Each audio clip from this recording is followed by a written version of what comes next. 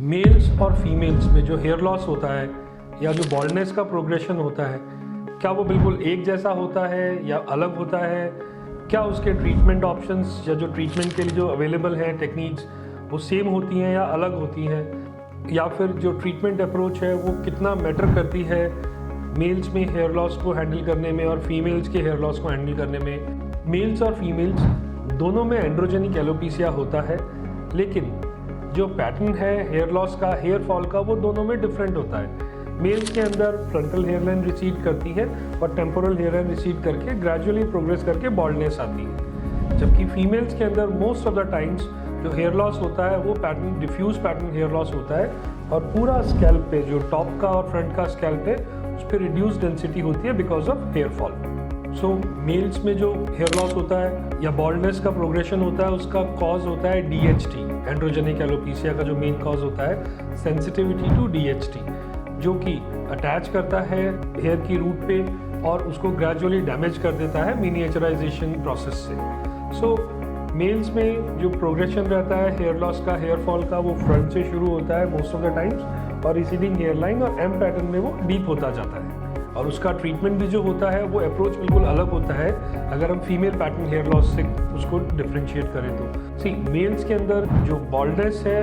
उसको हम पूरा रोक नहीं सकते हैं, बट हाँ जो प्रोग्रेशन है बॉल्डनेस का या हेयर लॉस का उसको स्लो डाउन ज़रूर कर सकते हैं और बॉल्डनेस को थोड़ा डिले कर सकते हैं। सो उसके लिए क्या क्या चीज़ें हम, क्या अप्रोच, ट्रीटमेंट अप्रोच मेल्स में हम स्पेसिफिकली रखते हैं? सबसे पहले तो हम मेल्स में एडवाइस करते हैं मिनॉक्सिडिल, जो कि ब्लड सप्लाई लोकल बढ़ा के स्कैल्प की और हेयर को रीग्रोथ में हेल्प करती है। देन फिनेस्टेराइड, जो कि एक कॉम्पिटिटिव इनहिबिटर है, जो कि DHT के एक्शन को, जो स्कैल्प पे जो हेयर रूट पे एक्शन होता है उसको थोड़ा रिड्यूस करती है, बालों की लाइफ थोड़ा एनहेंस करती है। सी ये दो ही मेडिकेशन हैं जो कि US FDA अप्रूव है। इसके अलावा और कोई भी medical therapy US FDA approve नहीं है फॉर मेल पैटर्न बॉल्डनेस और male pattern hair loss. Then अगर आपका बॉल्डनेस आ गया है ज़्यादा, आप ग्रेड 3, ग्रेड 4 या बियॉन्ड के कैंडिडेट हैं, तो डेफिनेटली आपको हेयर ट्रांसप्लांट कंसिडर करना चाहिए सो दैट आपका जो लुक है वो वापस यूथफुल लुक आ सके। सो ये कैरेक्टराइज होता है डिफ्यूज थिनिंग स्कैल्प हेयर की, और कुछ पैचेस आते हैं जहाँ पे बाल काफ़ी कम होते हैं। सो इसका जो कॉज होता है वो डेफिनेटली होता है DHT ही है, but most of the females में ये रीज़न नहीं होता है बिकॉज ये उन्हीं फीमेल्स में होता है जिनमें जेनेटिक सेंसिटिविटी है DHT की, जिनमें कि जो उनके हेयर है वो सेंसिटिव है DHT से, और उसकी वजह से ये हेयर लॉस होता है फीमेल्स में। देन अगर हम इसमें अप्रोच की बात करें, ट्रीटमेंट क्या क्या इसके अंदर ऑप्शंस हमारे पास हैं, तो डेफिनेटली ये थोड़ा डिफर करता है जो मेल्स में यूज़ करते हैं उसके कंपैरेटिवली। हाँ, मिनॉक्सिडिल एक मेडिसिन है, एक टॉपिकल एप्लीकेशन के लिए, जो कि मेल पैटर्न और फीमेल पैटर्न दोनों के अंदर हेल्प करता है ब्लड सप्लाई बढ़ा के। इसके अलावा एक स्पाइरोनोलैक्टोन टैबलेट होती है जो कि एंटी एंड्रोजेनिक होती है और जो एक्शन होता है DHT का उसको थोड़ा रिड्यूस करती है फीमेल्स के अंदर और हेयर लॉस को थोड़ा रिड्यूस करती है। देन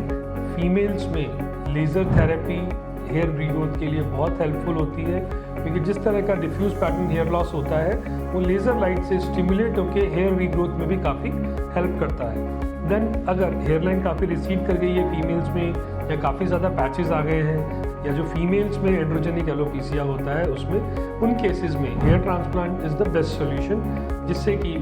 हेयर वापस आ सकते हैं और स्कैल्प कवर हो सकता है।